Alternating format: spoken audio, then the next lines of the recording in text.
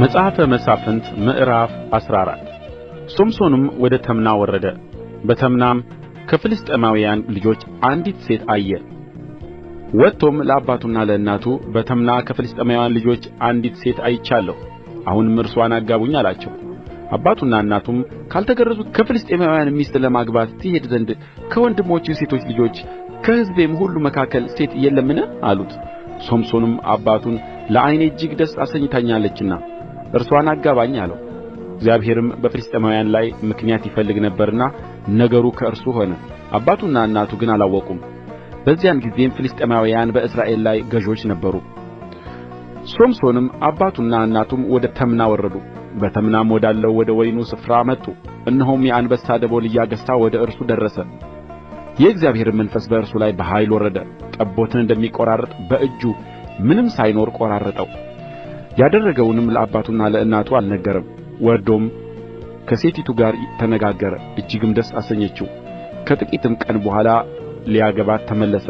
የአንበሳውንም ሬሳ ያይ ዘንድ ከመንገድ ፈቀቅ አለ። እነሆም በአንበሳው ሬሳ ውስጥ ንብ ሰፍሮበት ነበር፣ ማርም ነበረበት። በእጁም ወስዶ መንገድ ለመንገድ እየበላ ሄደ። ወደ አባቱና ወደ እናቱም መጣ፣ ማሩንም ሰጣቸው። እነርሱም በሉ። ማሩንም ከአንበሳው ሬሳ ውስጥ እንደ ወሰደ አልነገራቸውም።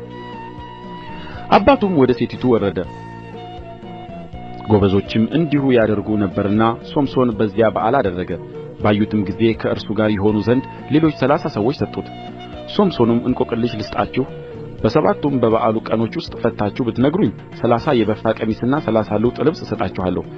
መፍታትም ባትችሉ 30 የበፍታ ቀሚስና 30 ልውጥ ልብስ ትሰጡኛላችሁ አላቸው። እነርሱም እንድንሰማው እንቆቅልሽህን ንገረን አሉት።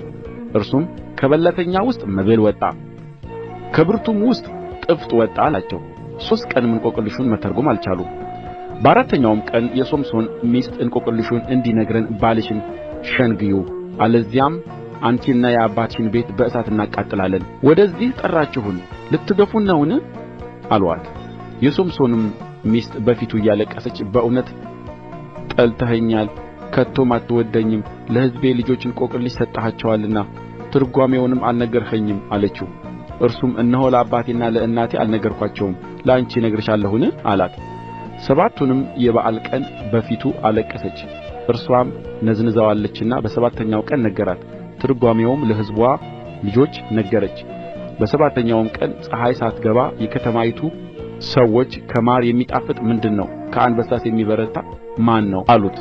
እርሱም በጥጃዬ ባላረሳችሁ የእንቆቅልሼን ትርጓሜ ባላወቃችሁ ነበር አላቸው። የእግዚአብሔር መንፈስ በላዩ በኃይል ወረደ። ወደ አስቀሎናም ወረደ።